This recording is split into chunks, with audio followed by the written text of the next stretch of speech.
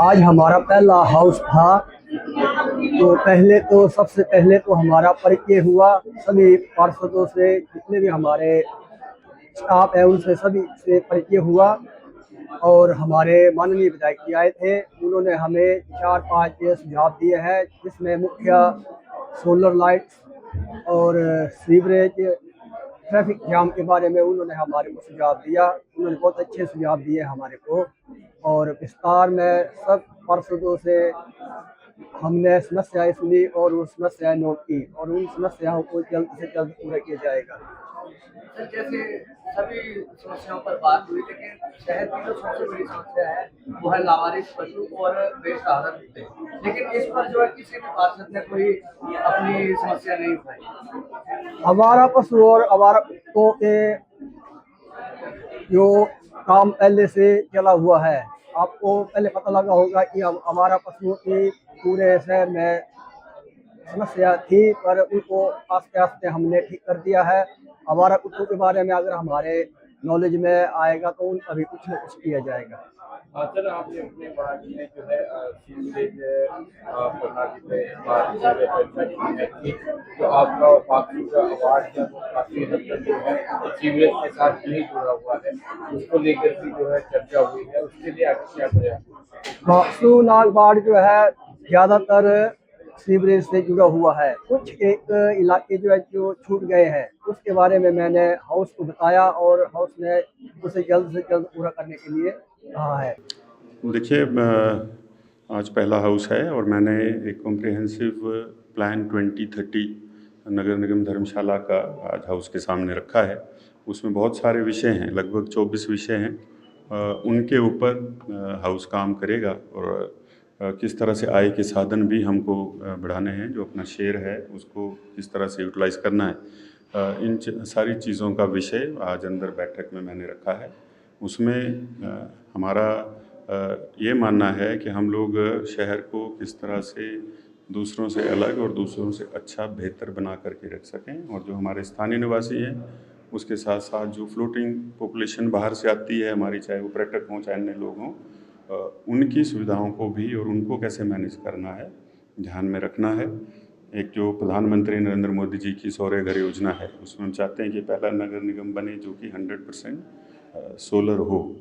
उसके लिए KCC bank के साथ नगर निगम टाई अप करेगा और कम रेट ऑफ इंटरेस्ट पे उसके ऊपर काम होगा। वो हमें सेस्मिक 6 जोन होने के ऊपर भी उसका बहुत बड़ा लाभ है कि कल को अगर कोई कभी अर्थक्वेक या ऐसी घटना हो तो एकदम से बिजली की या अन्य चीज़ें जो हैं वो कोलैप्स ना करें। तो ये एक शोकेस करने का बहुत अच्छा मैं समझता हूँ कि हमें माध्यम है। दूसरा, जो एक एग्जीबिशन इंडस्ट्री है उसके लिए मंडली, कन्वेंशनल हॉल्स और ये सारी चीज़ें जो करनी है उसके ऊपर काम करना, टूरिज़्म प्लान के ऊपर काम करना, तो ये सारी चीज़ें रखी हैं। वो पॉइंट्स मैं आपके साथ भी साझा कर दूंगा। यही है। धन्यवाद। सर, एक बात, जो जब नगर निगम बना था तो उस टाइम कुछ पंचायतों को उसमें जोड़ा गया था, मर्ज एरिया को। उन मर्ज एरिया की समस्या आज भी बनी की बनी है। ना तो वहाँ कोई सीवरेज आज तक है, ना स्ट्रीट लाइट का कोई प्रावधान है। लोगों को छोटे छोटे काम के लिए भी 6-6 महीने तक लगाने पड़ते हैं। किसी ने कमरा बनाना है या काउ शेड बनाना है, उसकी परमिशन नहीं मिल पाती। तो इन एरियाओं के लिए भी कुछ देखिए, जो मर्ज एरिया है, एक तो जो पुराना इलाका है उसमें और मर्ज एरिया में जो जिस तरह से हाउस टैक्स वगैरह की पहले छूट थी, मर्ज एरिया को शेड्यूल ए, और मैंने ये कहा है कि जो पुराना एरिया है उसको शेड्यूल ए और जो मर्ज एरिया है उसको शेड्यूल बी अब केंद्र ने निर्धारित किया है कि जो मर्ज एरिया हैं जब तक पूरी सुविधाएं नहीं होती हैं तो उनको हाउस टैक्स में रिलीफ हो। दूसरा, हमारा प्रयास रहेगा, जैसे हमने कहा था, जो भारतीय जनता पार्टी ने अपना डॉक्यूमेंट विजन का दिया भी था, ये जो समस्याएं छोटी छोटी गौशाला की और बाकी चीज़ें हैं, इनको डिजिटाइज करके ऑनलाइन करके, ताकि बार बार चक्कर लगाने की ज़रूरत ना हो, एक सेट परफॉर्मा हो, उसके ऊपर व्यक्ति को वहीं से परमिशन हो जाए, उसको बार बार कॉर्पोरेशन तक ना आना पड़े। देखिए, नगर निगम धर्मशाला के जो नया टर्म है उसका आज पहला हाउस था। यहाँ पे सबसे इम्पोर्टेंट चीज़ ये है कि हमने धर्मशाला 2030 एक विजन डॉक्यूमेंट कॉम्प्रिहेंसिव बनाने की यहाँ पे एक बुनियाद रखी है। पॉइंट ये है कि उसमें अब कोई बड़ा मास्टर प्लान लेके सिटी का, चाहे आप ग्रीनरी के हिसाब से बोलो, लैंडस्केपिंग के हिसाब से बोलो, ट्रैफिक के हिसाब से बोलो, सीवरेज, ड्रिंकिंग वाटर, आप चाहे स्पोर्ट्स फैसिलिटीज़ की बात करो, ये सारा बड़ी चीज़ें हैं। इसमें टाइम लगता है, पर क्योंकि पहला हाउस है, एक अच्छी फाउंडेशन डलती है, तो उसको चलते हमने कोई 12 से 15 प्रोजेक्ट जो हैं वो आज इस हाउस के बाद फाइनलाइज हुए हैं, जिसमें सबकी फीडबैक ली गई है।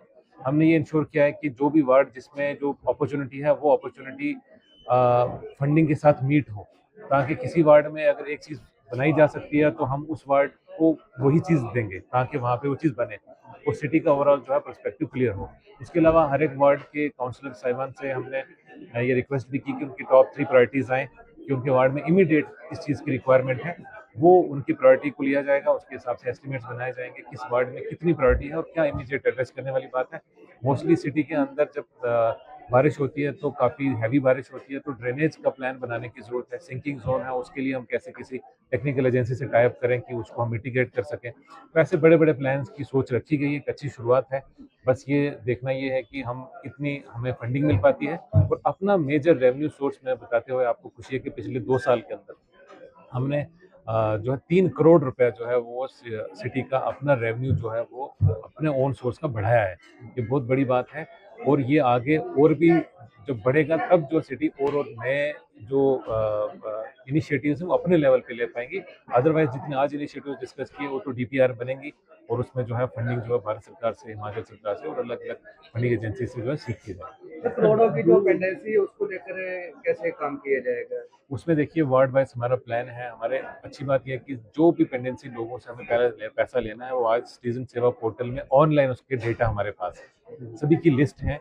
हमने आपने देखा होगा अभी पिछले दिनों में मैंने कोर्ट अपनी कंडक्ट की थी, उसमें हमने जो है यूज़र चार्जेस जो है वो कम से कम 3 लाख रुपए की रिकवरी जो है वो हमने लोगों को बुला के कोर्ट में वहाँ पूछ के फिर वहाँ से रिकवर करके दिया है। ये आपके माध्यम से मैं बताना चाहूँगा, सरकारी पैसा 1 रुपया भी कभी भी माफ़ नहीं होता, उल्टा उस पर पेनल्टी लगती है, वो बढ़ता रहता है। जिसके जो ड्यूज़ हैं वो बिल्कुल जेन्युइन फिक्स किए जाते हैं, वो प्लीज़ टाइमली दें, वरना पेनल्टी भी लगती है। और बाद में जब वो एक्शन हम अपने कोर्ट में बुलाते हैं विधिवत तरीके से, अगर उसके बाद भी कोई नहीं देता तो फिर एफआईआर होती है और फिर उसके बाद उनके बिजली पानी काटने का एनओसी जो विड्रॉ कर लिया जाता है, जो बहुत लास्ट रिजॉर्ट होता है। बट अनफॉर्चुनेटली क्योंकि हम अपनी सैलरीज खुद देखते हैं, खुद चलाते हैं, तो हमें जनता से इतना सहयोग की जो है वो उम्मीद है और लोग आएंगे सामने। अभी पीछे एक और मुद्दा हमारे सामने आया कि सिटी इतनी खूबसूरत है, बढ़िया काम हुआ, लेकिन रोड साइड पे लोग पोस्टर लगा के चले जाते हैं और वो पोस्टर लगाते हैं, वो पब्लिक प्रॉपर्टी डैमेज होती है। उसके बाद फिर हमने यहाँ पे कार्रवाई की है और ऑलमोस्ट हमने टोटल जो चालान जारी किए हैं उसमें से 5-1 लाख के चालान लोगों को जारी किए हैं जिन्होंने ऐसा काम किया है। अब आपने देखा होगा, आप लोग नया कम लगा रहे हैं या पिछला है वो उखाड़ रहे हैं और उसके बाद उसमें से 1 लाख तो उसी दिन की जिस दिन कोर्ट थी 92,000 रुपीज़ जो है उसी दिन लोगों ने ऑन स्पॉट पे किए हैं। पर मेरा पॉइंट है कि फ़ाइन पे करना कोई अच्छी बात नहीं है। हमारी कोशिश रहनी चाहिए कि सिटी में अगर रेन शेल्टर्स बने, अच्छी-अच्छी जगहें बनी हैं, तो उनको कोई पोस्टर लगा के क्यों बर्बाद करें। दूसरा सबसे इम्पोर्टेंट चीज़ है, आप सबका मुझे ये सहयोग चाहिए। जब आपकी ये रील चले आज जो मीडिया की, प्लीज़ डीएमसी का जो हेल्पलाइन नंबर है उसको दिखाओ। आप सब कुछ दिखाते हैं, हेल्पलाइन नंबर जो हम आपको अलग से दे देंगे जब आप इसका वो बनाते हैं, हेल्पलाइन नंबर दिखाओ। उसमें क्या है कि हमने बोला सिटी में अगर किसी को एडवर्टाइज करना है आप उसके ऊपर बताओ। हमारे यहाँ डिजिटल एडवर्टाइजिंग का स्कोप है, पहले नहीं होता था। पिछले 2 साल में हमने डिजिटल एडवर्टाइजिंग, आपने देखा होगा, स्क्रीन्स लगी हैं, पॉलिसी बनी तभी स्क्रीन्स लगी।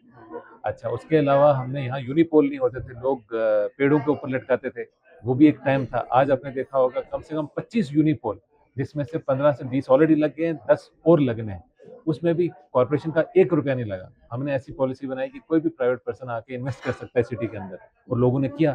तो एक सिटी के अंदर, धर्मशाला जैसी सिटी के अंदर 25 से 30 यूनिपोल बड़े-बड़े जो आपको दिखेंगे। तो एडवर्टाइजिंग की कोई कमी नहीं है। हम आगे और भी जो और कोई एडवर्टाइजिंग स्पेस जितनी बनाने की हम कर सकते हैं उतना बनाएं। लोग अपना ब्रांड एडवर्टाइज करें, पर सही जगह पे करें।